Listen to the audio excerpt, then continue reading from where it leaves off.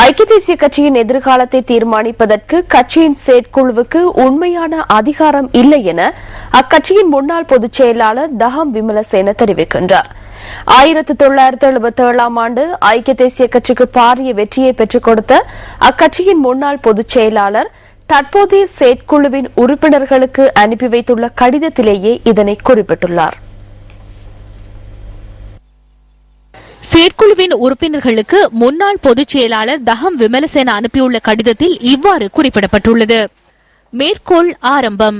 கட்சியின் எதிர்காலம் உங்கள் கையிலேயே தங்கியுள்ளது. தற்போதைய ஐக்கிய தேசிய கட்சியின் யாப்பின்படி அந்த அதிகாரம் உங்கள் வசம் உள்ளது. கட்சியின் தலைவரை நியமித்தல் மற்றும் மாற்றுவதற்கான அதிகாரம் செயற்குழு வசம் உள்ளது. நீங்கள் 2006 ஆண்டு வரை தலைமைத்துவத்தை அவருக்கு வழங்கியுள்ளமையினால் தேவைப்படின் அவரை நீக்கும் அதிகாரமும் உங்கள் வசம் உள்ளது.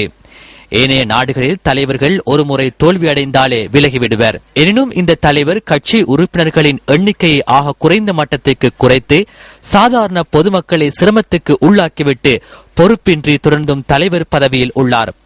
ரணில் விக்ரமசிங்கே அவரது அரசியல் வாழ்க்கையை பற்றி மாத்திரமே கவனத்தில் கொள்கின்றார். அவருக்கு நாடு தொடர்பிலோ அல்லது கட்சி ஆதரவாளர்கள் தொடர்பிலோ அக்கறை இல்லை. நீங்கள் ஒவ்வொருவரும் தமது வாழ்வில் ஏதாவது ஒரு இடத்துக்கு சென்றுள்ளீர்கள். எனினும் ரணில் விக்ரமசிங்கவின் தலைமைத்துவத்தின் கீழ் உங்களது வாழ்வில் ஏதாவது ஒரு முன்னேற்றத்தை எதிர்பார்க்கின்றீர்களா?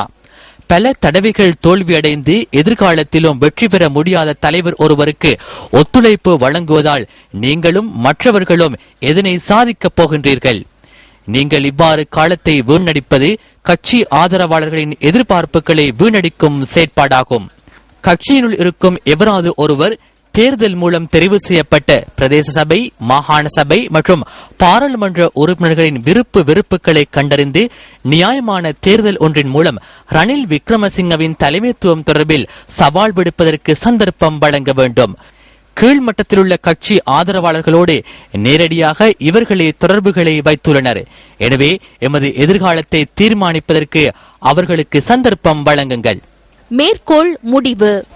கட்சியின் எதிர்காலத்தை தீர்மானிப்பதற்கு செயற்குழுவின் உறுப்பினர்களுக்கு இந்த நிலைமையின் கீழ் உண்மையான அதிகாரம் இல்லை எனவும் முன்னாள் பொதுச் செயலாளர் சுட்டிக்காட்டியுள்ளார். மேற்கோள் ஆரம்பம்.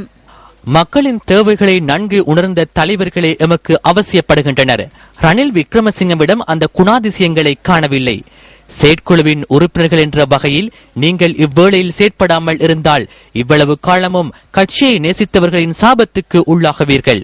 ரணில் விக்ரமசிங்கவை தொடர்ந்தும் தலைவராக நிறுத்துவதற்கு ஐக்கிய தேசிய கட்சியை உருவாக்கவில்லை என்பதனை நினைவில் வைத்துக் கொள்ளுங்கள். ஆக குறைந்தது கட்சியை கட்டியெழுப்பும் செயற்பாடுகளில் அவர் ஈடுபடவில்லை. அவர் தனது இருப்பிற்காக கட்சியை பயன்படுத்தினார். கட்சியின் உரிமைகள் உங்கள் வசமில்லை. இது எம் அனைவரதும் கட்சி. மேற்கோள் முடிவு.